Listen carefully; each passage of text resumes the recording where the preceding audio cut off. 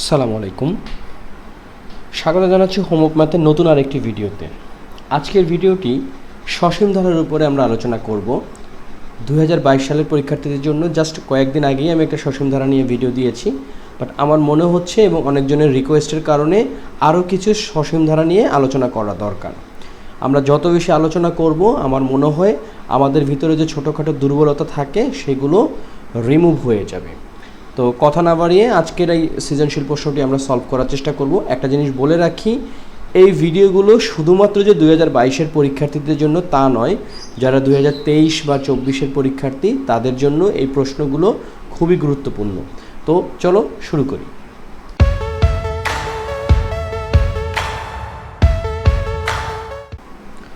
আমরা প্রশ্নটা যদি খেয়াল করি, এই প্রশ্নটা একটা জিনিস বলার ব্যাপার আছে যে অনেক সময় আমরা উদ্দীপকে যা দেখি প্রথম ক নাম্বার বা খ নাম্বারে অনেকটা মিল থাকে না।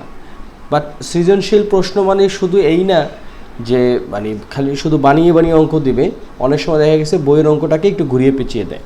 তো এখানে একটা জিনিস দেওয়া আছে যে একটি সমান্তর ধারার পিতম পদ হচ্ছে পি স্কোয়ার, কিউতম পদ হচ্ছে কিউ স্কোয়ার, একটি গুণোত্তর ধারার অষ্টম পদ হচ্ছে -27 এবং একাদশ পদ হচ্ছে অর্থাৎ 11তম পদ হচ্ছে 81√3। আচ্ছা, এখানে দেখো, এখানে কিন্তু সুন্দরভাবে সমান্তর ধারার কথাও বলছে এবং গুণোত্তর ধারার কথা বলছে। তো বোঝাই যাচ্ছে যে এই প্রশ্ন উত্তরটা একটু বড় হবে। তো তোমাদের ধৈর্য ধারণ করে একটু বুঝতে হবে।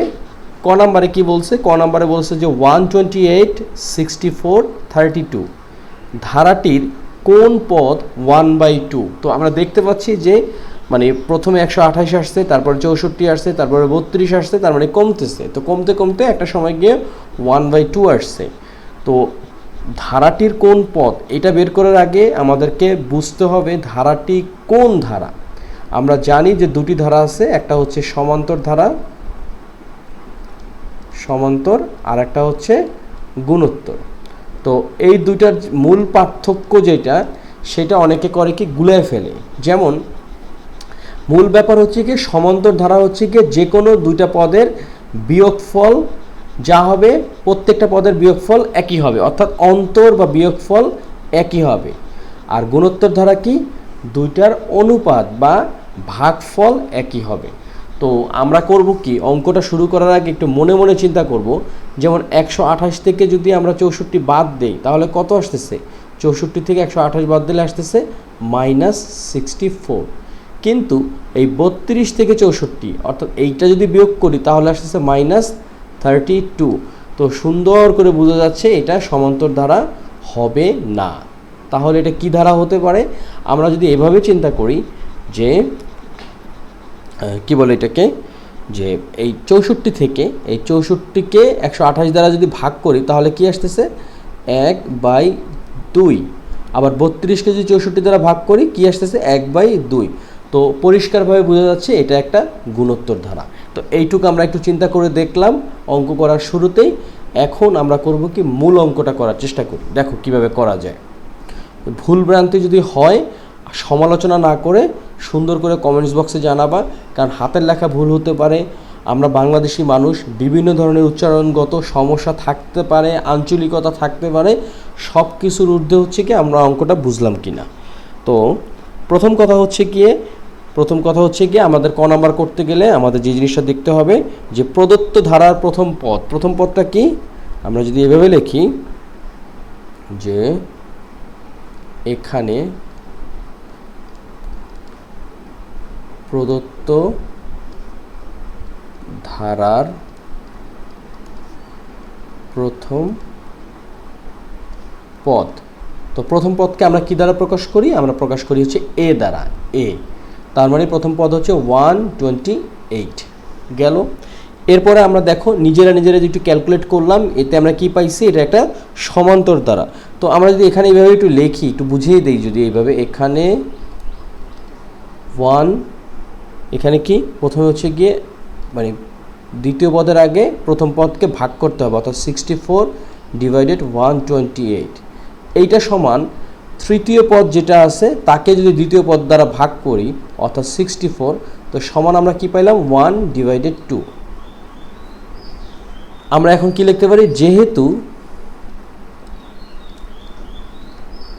ধারাটির অনুপাত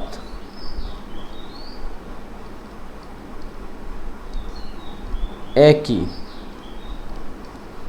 কাজেই এটি একটি কি ধারা, গুণোত্তর ধারা, গুণোত্তর ধারা।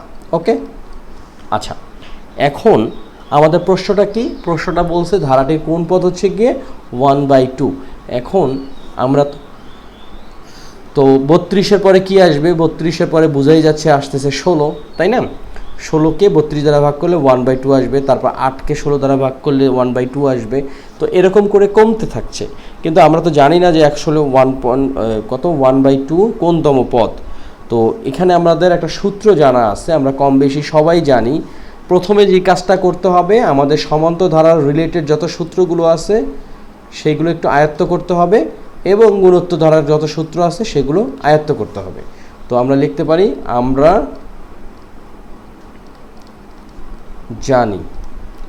আমরা জানি যে গুণোত্তর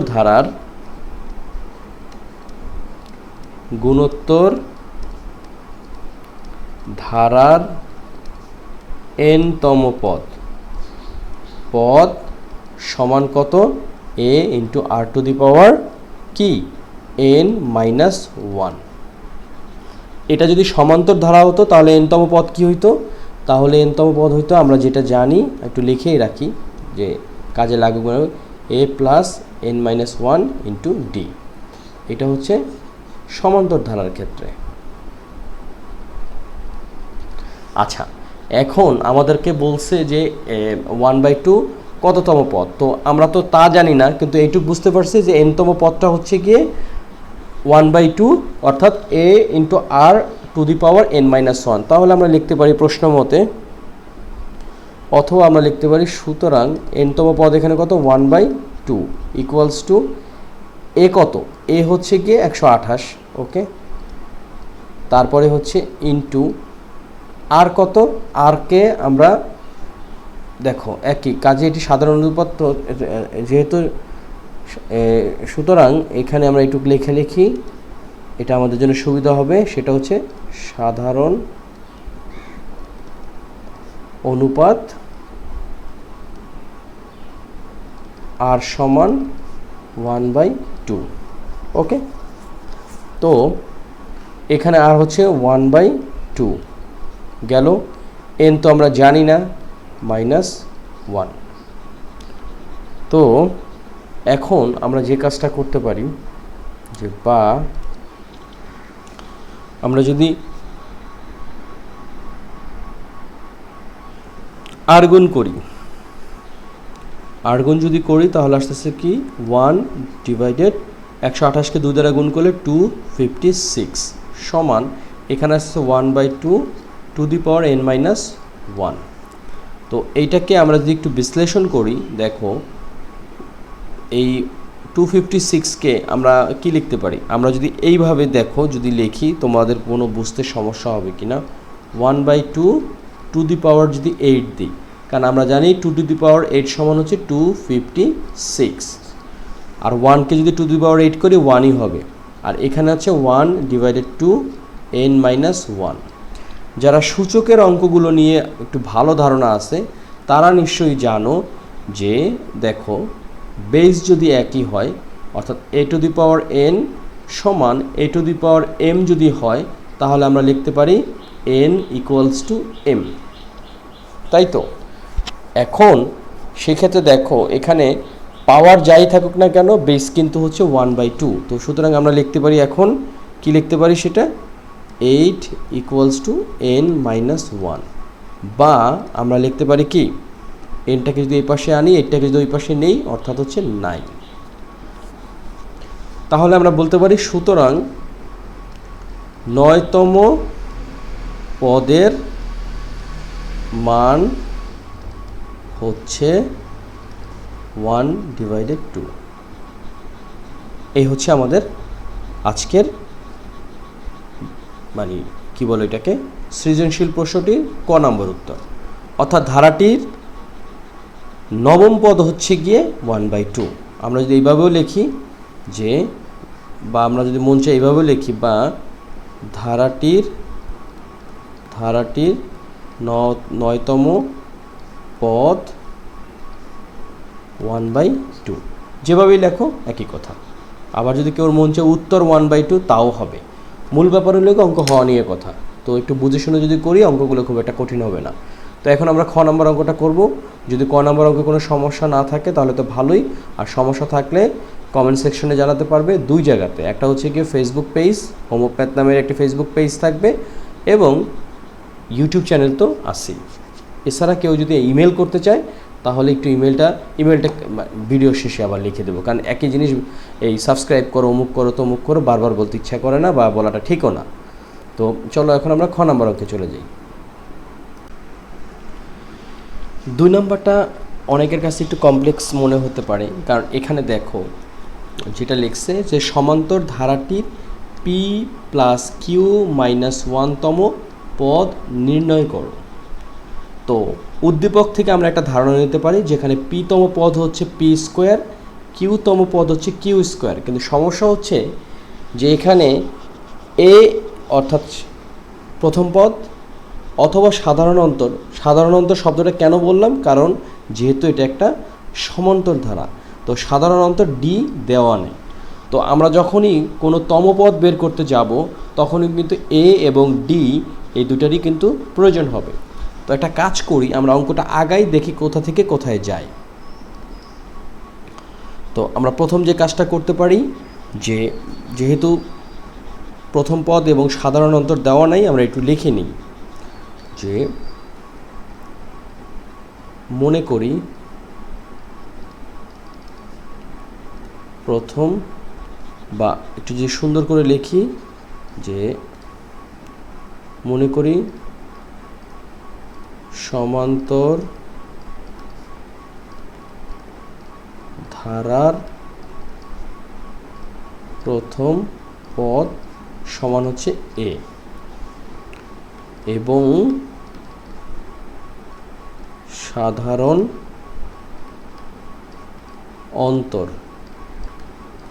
অন্তর হচ্ছে ডি। তো এখন আমরা যেটা করতে পারি যে আমরা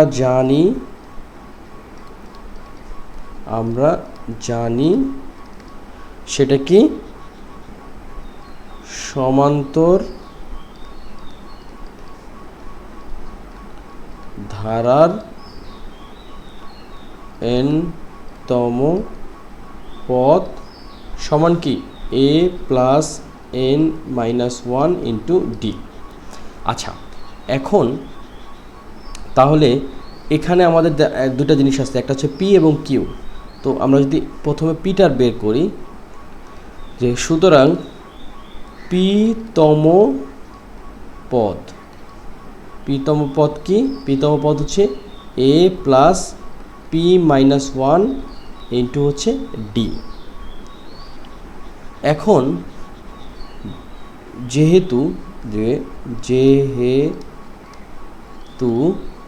যেহেতু পিতম পদ সমান কি পি স্কোয়ার, সুতরাং এই যে পিতম পদটা কি A plus P minus 1 into D সমান হচ্ছে পি স্কোয়ার।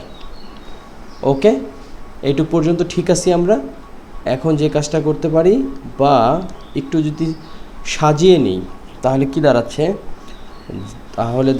হচ্ছে এটাকে আমরা লিখতে পারি যে একটা কাজ করি, A plus P minus 1 into D, তাই তো? এইটাকে আমরা একটা সমীকরণ দিয়ে দিই 1। আপাতত আর কিছু করার দরকার নাই। আবার এখানে আছে কিউতম পদ, তাই না? কিউতম পদ, আবার কিউতম পদ সমান কিউ স্কোয়ার, বা A plus Q minus one into D সমান কিউ স্কোয়ার, এইটাকে দিয়ে দিলাম সমীকরণ 2। কারণ এই দুটো সমীকরণের মাধ্যমে আমরা এ এবং ডি এর মানটা যদি বের করতে পারি তাহলে কিন্তু এই তম পদটা বের করে ফেলতে পারবো, অর্থাৎ P plus Q minus one তম পদটা বের করে ফেলতে পারবো। তো আমাদেরকে প্রথমে কি করতে হবে, যে ধারাটির জন্য প্রথম পদ এবং সাধারণ অন্তর বের করতে হবে। তো আমরা প্রথম যে কাজটা করতে পারি সেটা হচ্ছে যে সমীকরণ 1 ও 2, তাই না, সমীকরণ 1 ও 2 বিয়োগ করে পাই। তাহলে কি দাঁড়াচ্ছে, একে কি আছে A plus P minus one into D সমান পি স্কোয়ার, আর এদিকে হচ্ছে কি A plus Q minus one into D সমান কিউ কি স্কোয়ার। তো এটাকে যদি বিয়োগ করি, আমরা জানি যে বিয়োগ যখন করব তখন বিয়োগের কারণে পরবর্তী যে বীজগাণিতিক রাশিটা আছে সেটা চিহ্নের পরিবর্তন হয়। তো এখানে মাইনাস, এখানে মাইনাস, তো বিয়োগটার কারণে আবার এখানেও মাইনাস। তো বিয়োগটার কারণে কী হলো, এ আর এ চলে গেল, আর এদিকে থাকতেছে P minus one into D minus Q minus one into D সমান P square minus Q square. Okay, আচ্ছা, এখন আমরা যে কাজটা করতে পারি, বা দেখো ডিটা যদি আমরা কমন নিই তাহলে কি দাঁড়াচ্ছে, ডি যদি কমন নেই তাহলে এখানে দাঁড়াচ্ছে এদিকে আসতেছে পি মাইনাস ওয়ান, এদিকে মাইনাস কিউ, আর মাইনাসে মাইনাসে প্লাস ওয়ান। ওকে, সমান হচ্ছে, একটা কাজ করি, এটাকে আমরা এ স্কোয়ার মাইনাস বি স্কোয়ার সূত্রে যদি নিয়ে নেই তাহলে পাচ্ছি হচ্ছে পি প্লাস কিউ, আর এদিকে পাচ্ছি হলে পি মাইনাস কিউ। ওকে, আচ্ছা, এখন দেখো এখানে ডি এই মাইনাস ওয়ান আর প্লাস ওয়ান কাটা গেল, থাকতেছে পি মাইনাস কিউ সমান হচ্ছে পি প্লাস কিউ এবং পি মাইনাস কিউ। তো এখানে দেখো আমরা ডি এর মানটা সুন্দর করে পেয়ে গেলাম, সুতরাং ডি সমান হচ্ছে পি প্লাস কিউ। আমরা একটা সাইড নোট লিখে দেই যে উভয় পক্ষ পি মাইনাস কিউ দ্বারা ভাগ করে। তো আমরা যাই করি না কেন আমরা সবসময় চেষ্টা করব এই যে পাদটিকা রয়েছে বা সাইড নোট রয়েছে এগুলো দেওয়ার জন্য। তো আমরা ডি সমান পি প্লাস কিউ পেয়ে গেলাম। তো ডি এর মান যেহেতু পাইছি, তো আমরা একটা যে কোনো সমীকরণে যদি ডি এর মানটা বসিয়ে দেই তাহলে কিন্তু আমরা এর মানটাও পেয়ে যাব। তো এর মানটা আমরা পেতে গেলে কী কাজ করতে পারি, তো আমরা লিখতে পারি যে এখন আমরা একটা কাজ করি, এখন D equals to P plus Q 1 নং সমীকরণে বসিয়ে পাই। ওকে, তাহলে কি করতে পারি আমরা, 1 নং সমীকরণটা কি ছিল, হচ্ছে A plus P minus one into D সমান পি স্কোয়ার, বা A plus P minus one, D এর জায়গায় আমরা বসাবো পি প্লাস কিউ, আর এখানে হচ্ছে পি স্কোয়ার। ওকে, তাহলে এটাকে যদি আমরা এখন গুণ করে ফেলি তাহলে কি দাঁড়াচ্ছে, এ প্লাস পি আর পি হচ্ছে পি স্কোয়ার, এদিকে হচ্ছে প্লাস পি কিউ, এদিকে হচ্ছে মাইনাস পি মাইনাস কিউ সমান হচ্ছে পি স্কোয়ার। তো এই পুরো ব্যাপারটাকে যদি আমরা ওই পাশে নিয়ে যাই তাহলে কি দাঁড়াচ্ছে, এ সমান এদিকে আসতেছে P square minus P Q plus P plus Q. তাহলে কি দাঁড়ালো, পি স্কোয়ার আর পি স্কোয়ার কাটা, আমরা পাচ্ছি কি, আমরা পাচ্ছি এ সমান P plus Q minus P Q. এখন আমরা মূল কাজটা করব, সেটা হচ্ছে যে আমাদের এও পেয়ে গেছি ডিও পেয়ে গেছি, তাই তো। তাহলে আমরা যদি এখন লিখি ধারাটির, সুতরাং ধারাটির পি প্লাস কি, P plus Q minus one তম, তাই না, তম পদ সমান, আমরা সূত্রটা কি জানি, সূত্রটা হচ্ছে গিয়ে A plus N minus one into D. এখানে এনটা কি, এনটা হচ্ছে গিয়ে ওই যে P plus Q minus one, তাহলে আমরা লিখতে পারি যে এ প্লাস এন, এনের জায়গায় আমরা বসিয়ে দেবো P plus Q minus one, আবার এখানে মাইনাস ওয়ান ইন্টু হচ্ছে ডি। ওকে, এটা গেল। এখন এ কত পাইছি আমরা, এ পাইছি হচ্ছে P plus Q minus P Q plus এখানে এইটা আছে P plus Q minus two, আর ডি কত পাইছি, ডি আমরা পাইছি হচ্ছে গিয়ে পি প্লাস কিউ। ওকে, এখন এইটাকে যদি আমরা একটু সেগ্রিগেট করি, তাহলে এখানে থাকতেছে P plus Q minus P Q. Okay, P plus Q minus P Q plus, এখন যদি এটাকে গুণ করি তাহলে পি আর পি, পি স্কোয়ার, তারপরে আসতেছে plus P Q minus two P, এটা গেল একটা। তারপরে আর কি করতে পারি আমরা, এবার কিউটা দিয়ে যদি গুণ করি প্লাস পি কিউ, তারপর হচ্ছে plus Q square minus two Q. Okay, এখন আমরা যেটা করতে পারি, আমরা যদি একটু কাটাকাটি করি দেখি কি কি কাটা যাচ্ছে, এখানে আমরা কি কি পাচ্ছি একটু যদি দেখি, আমরা এখানে আছে মাইনাস পি কিউ, এই যে মাইনাস পি কিউ, আর আসতে হলে প্লাস পি কিউ। ওকে, এরপরে আর কি আছে, আর কিছু নাই, তাহলে আমরা ফলটা কি কি পাচ্ছি দেখো, একটু ছোট করে লিখি, P square plus Q square, তারপরে পাচ্ছি আমরা কি দেখো, এখানে আছে মাইনাস টু পি আর এখানে আছে হচ্ছে গিয়ে পি, তার মানে মাইনাস পি, এখানে আছে মাইনাস টু কিউ আর এখানে আছে প্লাস কিউ, তার মানে মাইনাস কিউ। ওকে, এছাড়া কি আছে, এই যে একটা পি কিউ আছে প্লাস কি পি কিউ। আশা করি অঙ্কটা তোমরা বুঝতে পারছো। অঙ্কটা অযথাই দেখতে বড় মনে হচ্ছে, অঙ্কটা কিন্তু খুবই সহজ, জাস্ট কিছুই না।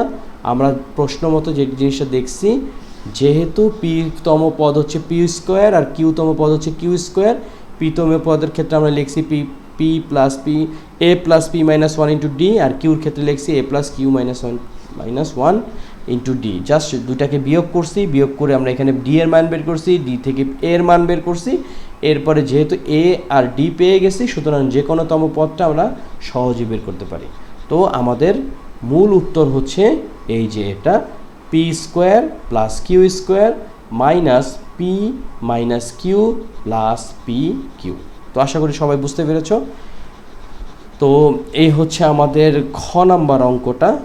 অঙ্কটা দেখে অনেকের কাছে একটু কমপ্লেক্স মনে হতে পারে, আসলে অঙ্কটা তেমন কঠিন নয়।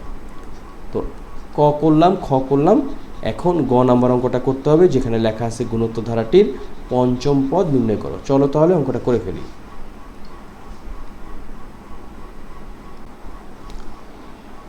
গ নাম্বার অঙ্কটা করতে যাওয়ার আগে একটা জিনিস বলে রাখি, যখন তোমাদেরকে বলা হবে যে গুণোত্তর ধারাটির বা সমান্তর ধারাটির অমুকতম পদ নির্ণয় করো, তখন ফাইন্ড আউট করবা যে উদ্দীপকে আসলে কোনো কিছু দেওয়া আছে কি না।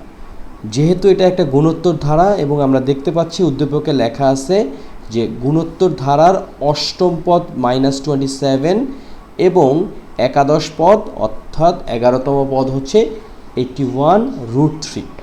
তো দেখো অষ্টম পদ দেওয়া আছে এবং 11তম পদ দেওয়া আছে, এই দুইটা পদ থেকে যদি আমরা সাধারণ অনুপাত এবং প্রথম পদ বের করতে পারি, তাহলে কিন্তু সুন্দর করে আমরা পঞ্চম পদও বের করতে পারবো।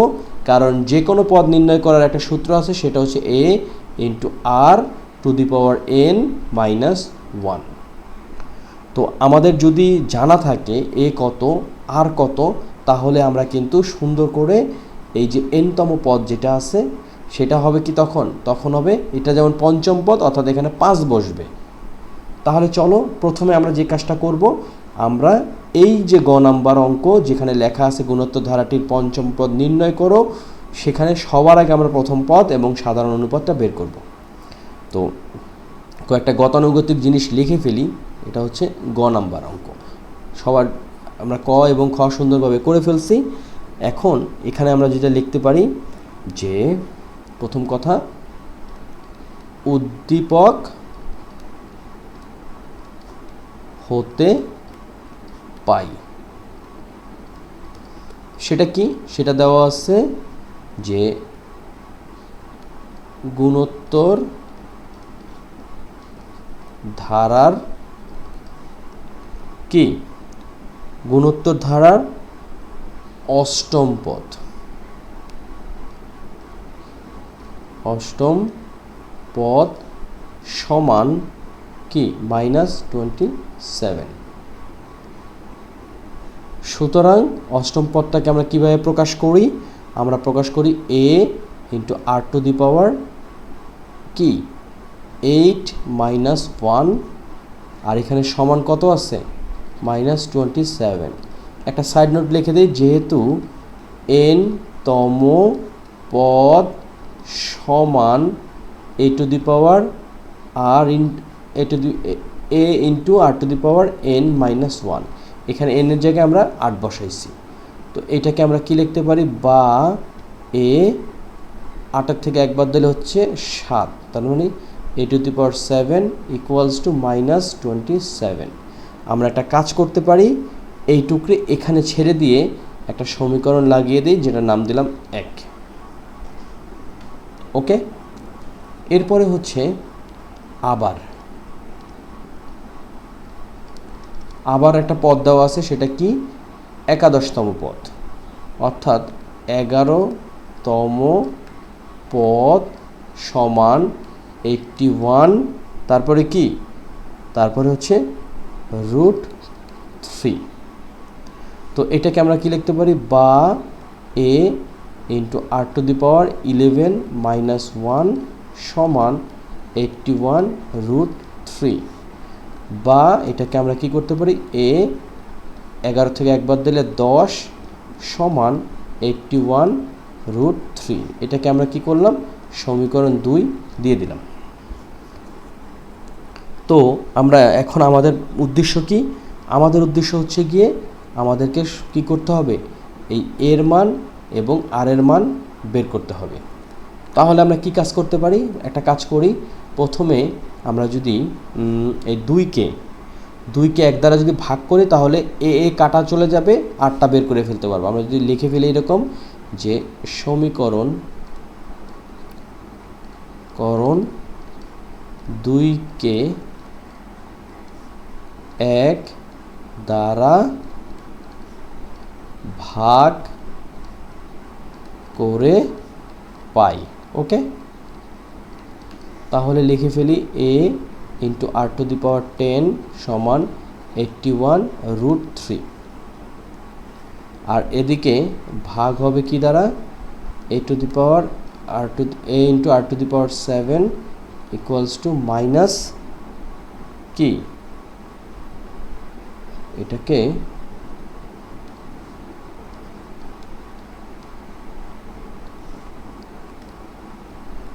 এই তো, এটা হচ্ছে -27। ওকে, এখন প্রথম যে কাজটা হতে পারে সেটা হচ্ছে বা এই a এবং a কাটা, তাহলে এখানে আমরা লিখতে পারি r⁴3, কারণ আমরা জানি যে ভিত্তি যদি একই থাকে, পাওয়ারের সাথে পাওয়ার বিয়োগ হবে যখন আমরা ভাগ করব। আর এটাতে আমরা কি করতে পারি? আমরা জানি যে সমান এই 27, 3 × 7 = 21, 3 × 2 = 6, 7 = 8, অর্থাৎ এখানে 3 আমরা লিখতে পারি -3√3। ওকে, এটা আমরা লিখতে পারি। এখন আমরা যে কাজটা করতে পারি, বা আমরা এটাকে লিখতে পারি r³ সমান, এখানে -3√3 জায়গাতে আমরা যদি একটা কাজ করি, আমাদের সুবিধার জন্য মাইনাস রাখলাম √3, তার উপরে যদি কিউব দিয়ে দিই, দেখো এটার কিন্তু একই কথা। কারণ আমরা যদি একটু সাইড নোটে তোমাদেরকে বোঝানোর চেষ্টা করি, দেখো যে √3কে যখন আমরা ঘন করব তাহলে কি দাঁড়াচ্ছে, √3 গুণ √3 গুণ √3। তো এই দুইটা √3 গুণ হলো শুধু 3, আর এখান থেকে চলে আসলো √3। যেহেতু মাইনাস, তো মাইনাসের ঘন করলে মাইনাসই আসবে, তার মানে এটা আমরা লিখতে পারি। এখন আমরা যারা সূচক জানি তারা জানি যে a⁴m সমান, না এটা ধরো এরকম হলো যে a⁴2 আবার b⁴2, দুটো পাওয়ার যখন সমান হবে তখন a সমান b আমরা লিখতে পারি। তো এটাতে আমরা কি লিখতে পারি, r সমান -3 কিন্তু √3। ওকে, আচ্ছা এইটা আমরা লিখতে পারি, r সমান আমরা লিখলাম -√3। তো আমরা r এর মানটা পেয়ে গেলাম, r এর মান যেহেতু পেয়ে গেছি, সুতরাং আমরা সহজেই কিন্তু এর মানটাও পাবো। তো কোথায় আমরা লিখতে পারি, আমরা যে কোনো একটা জায়গায় লিখতে পারি। সাপোজ আমরা যদি সমীকরণ একই বসায় দিই, যে আমরা যদি লিখি এরকম r সমান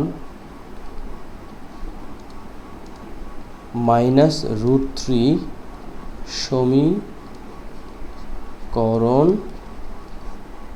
1-এ বসিয়ে পাই। ওকে, তাহলে কি করব আমরা, 1 নম্বর সমীকরণে কি ছিল, 1 নম্বর সমীকরণে ছিল a⁴, 1 নম্বর সমীকরণে ছিল a × r⁷ কি সমান -27, বা এ তো আসেই, আর r সমান আমরা জানি কত, -√3, তার উপরে পাওয়ার 7 সমান হচ্ছে -27।